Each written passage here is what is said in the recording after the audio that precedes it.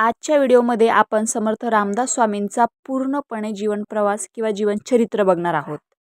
समर्थ रामदास यांचे जन्मनाव नारायण सूर्याजी ठोसर. यांचा जन्म 24 मार्च 1608 जांब या गावी, तर त्यांचा मृत्यू 13 जानेवारी 1681 सज्जनगड येथे, म्हणजे थोडक्यात समाधी. हे महाराष्ट्रातील कवी व समर्थ संप्रदायाचे संस्थापक होते. रामाला व हनुमंताला उपास्य मानणाऱ्या समर्थ रामदासांनी परमार्थ, स्वधर्मनिष्ठा, राष्ट्रप्रेम यांच्या प्रसारार्थ महाराष्ट्रात प्रबोधन व संघटन केले. ते संत तुकारामांचे समकालीन होते. राजकारण, धर्मकारणात जाणीवपूर्वक अंतर्भूत करणारे रामदास हे एकमेव महाराष्ट्रीयन संत होते. पर्यावरणावर प्रबोधन आणि लिखाणही त्यांनी केले आहे. समर्थ रामदास स्वामींच्या वडिलांचे नाव सूर्याजी पंत ठोसर असे होते. ते देशस्थ ऋग्वेदी ब्राह्मण असून जमदग्नी हे त्यांचे गोत्र होते. ते सूर्य उपासक होते. त्यांच्या पत्नीचे म्हणजेच गंगाधर नारायणांच्या आईचे नाव रानूबाई होते. समर्थ रामदास स्वामी यांचा जन्म श्री क्षेत्र जांब समर्थ या गावी जालना जिल्ह्यामध्ये शके 1530 म्हणजे 1608 मध्ये रामनवमीच्या दिवशी म्हणजे चैत्र शुद्ध नवमीस रामजन्माच्याच शुभमुहूर्तावर म्हणजे माध्यान्नी झाला, म्हणजे मध्यरात्री. ठोसरांचे घराणेच सूर्य उपासक होते. नारायण 7 वर्षाचा असतानाच वडील सूर्याजी पंताचे निधन झाले.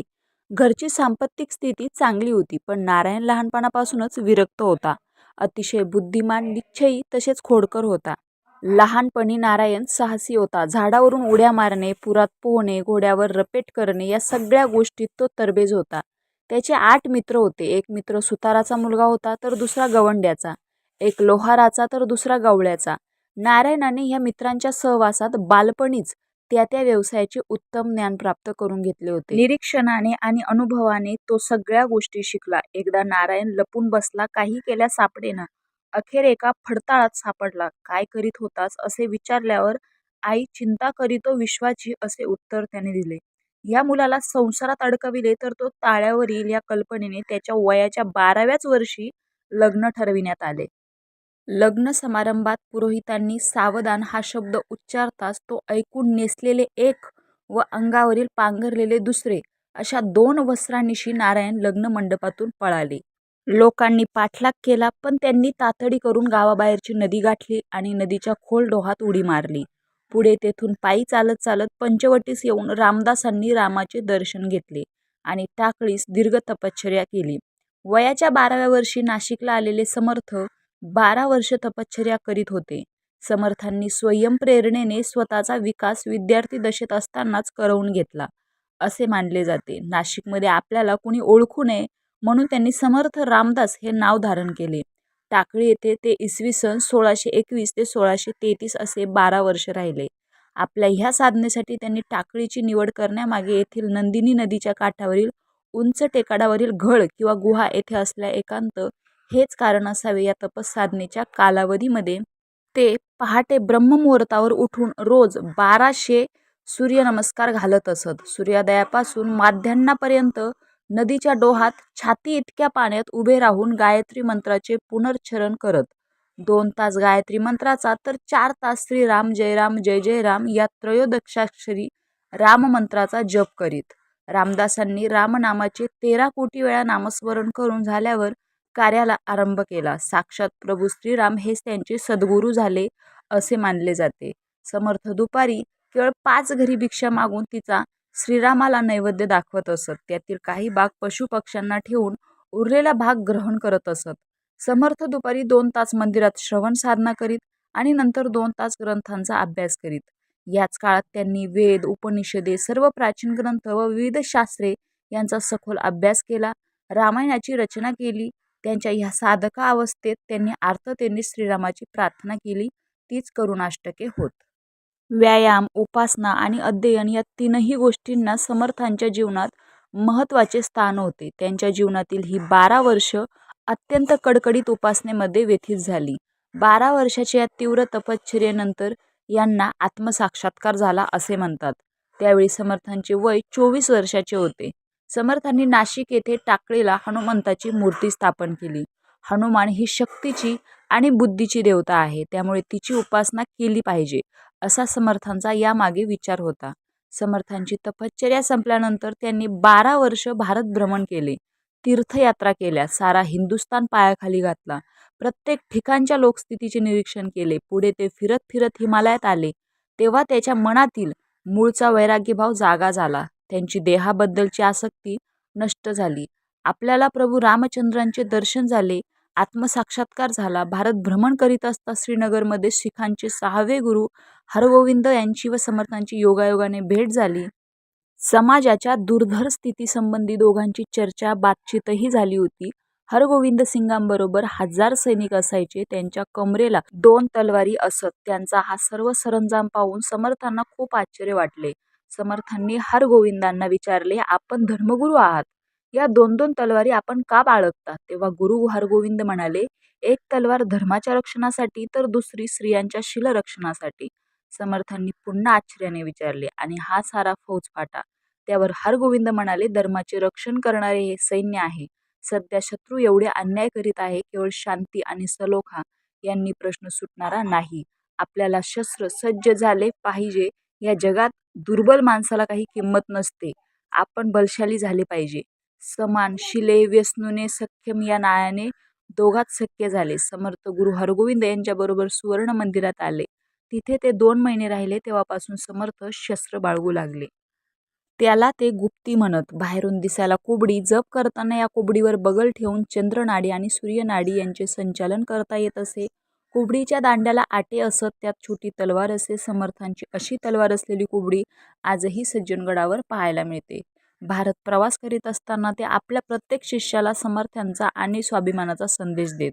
समर्थांना हिमालयात प्रभू रामचंद्राकडून धर्मसंस्थापनेसाठी प्रेरणा मिळाली होती. त्या पाठोपाठ गुरु हरगोविंद यांनीही त्यांना सशस्त्र क्रांतीची प्रेरणा केली. समर्थांनी 11 मारुतींची स्थापना केली. गावोगाव मारुतीची देवळे बांधली. मारुती ही शक्तीची देवता असल्याने मारुतीच्या मंदिराच्या परिसरात ते तरुणांना संघटित करत आणि त्यांना व्यायामांची प्रेरणा देत. सातारा, चाफळ, सज्जनगड या परिसरात समर्थांचे वास्तव्य अधिक काळ होते. समर्थांनी स्थापलेले राम मंदिर आणि 11 मारुतींची देवळे याच परिसरात आहेत. ती पुढीलप्रमाणे. सर्वात पहिलं दास मारुती, चाफळ राम मंदिरासमोर. वीर मारुती, चाफळ राम मंदिरामागे. खडीचा मारुती, शिंगणवाडी, चाफळ डोंगरावर. प्रताप मारुती, मांजगाव, चाफळ. उंब्रज मारुती, तालुका कराड. शहापूर मारुती, उंब्रज जवळ. मसूर मारुती, तालुका कराड. बऱ्हे बोरगाव, कृष्णामाई मारुती, जिल्हा सांगली. शिराळा मारुती, 32 शिराळा, जिल्हा सांगली. मनपाडळे मारुती, जिल्हा कोल्हापूर. पारगाव मारुती, जिल्हा कोल्हापूर. भारत प्रवास करताना शेवटी वयाच्या 36व्या वर्षी रामदास स्वामी पैठणला परत आले. पैठणला ते एकनाथांच्या वाड्यातच उतरले. नाथ आणि त्यांची पत्नी ह्या दोघांनी देह ठेवलेला होता. नाथांची पत्नी ही समर्थांची मावशी होती, पण समर्थांनी कुणालाच ओळख दिली नाही. एक फिरता साधू म्हणून ते त्या घरात राहिले. मात्र तिथे त्यांना जांब गावातील सगळ्या बातम्या समजल्या. लग्नमंडपातून पलायन केल्यावर 24 वर्षे जांबशी त्यांचा कोणताच संपर्क नव्हता. त्यांच्या वहिनीला 2 मुलं झाल्याचे व आई राणूबाई अंध झाल्याचेही त्यांना तेथेच कळले. त्यांच्या मनात जांबला जाऊन आईला भेटावे असे येऊन गेले. समर्थ जांबला पोहोचले, पण तेथेही त्यांनी कोणाला आपली ओळख दिली नाही. आपल्या घराच्या अंगणात उभे राहून त्यांनी भिक्षा मागितली. त्यांची वहिनी भिक्षा घेऊन दारात उभी राहिली. तिची राम आणि श्याम ही दोन्ही मुले भिक्षा मागणाऱ्या गोसाव्याकडे पाहत होती. त्यांना ठाऊक नव्हते की हे आपले काका आहेत. 24 वर्षात दाढी, जटा वाढविल्याने आणि व्यायामाद्वारे शरीर बलदंड झाल्याने पार्वतीबाई देखील दीराला ओळखू शकल्या नाहीत. अखेर समर्थांनी आपले खरे रूप प्रकट केले. नारायण आल्याने राणूबाईंना खूप आनंद झाला. 24 वर्षाच्या साधनेने समर्थांना काही शक्ती प्राप्त झाल्या होत्या. त्याद्वारे त्यांनी रामचंद्रांना प्रार्थना करून मातेच्या डोळ्याला स्पर्श करताच राणूबाईंना दिसू लागले असे मानले जाते. समर्थांच्या शिष्यमंडळीमध्ये सर्व प्रकारचे शिष्य होते. समर्थांचे एक वैशिष्ट्य होते. समोरचा मनुष्य ज्या पातळीवरचा असेल त्या पातळीवर जाऊन त्याला ते समजावून सांगत. समर्थांची उपदेशाची भाषा अत्यंत साधी सोपी होती. आत्मसाक्षात्कार झाल्यानंतर प्रथमतः सामान्य लोकांनाही पारमार्थिक मार्गास लागावे अशी इच्छा रामदास स्वामींना साहजिकच झाली. पण पुढील 12 वर्षाच्या प्रवासात त्यांनी जे पाहिले ते भयंकर विदारक अनुभव घेतले. त्यांनी त्यांच्या चारित्र्यास एक वेगळीच कलाटणी मिळाली. त्या काळी भारतातील जनता कमालीच्या हीन, दीन, त्रस्त आणि अपमानित अवस्थेत काळकंठित होती. यावनी सत्तेच्या अमानुष जुलमाखाली भरडली जात होती. लोकांनी मालमत्ता, बायका, मुले, आया बहिणी, देव, धर्म, संस्कृती काहीच सुरक्षित नव्हते. जनतेची ही हृदयद्रावक अवस्था पाहून समर्थ अत्यंत अस्वस्थ व उद्विग्न झाले. सर्वस्वी निसत्व आणि दुर्बल झालेल्या आपल्या समाजास परमार्थाचा उपदेश हानिकारकच ठरण्याचा संभव आहे. समाजाला प्रथम संघटित आणि शक्तिसंपन्न बनवले पाहिजे. समाजाचा लुप्त झालेला आत्मविश्वास पुन्हा जागृत केला पाहिजे अशी त्यांची खात्री झाली.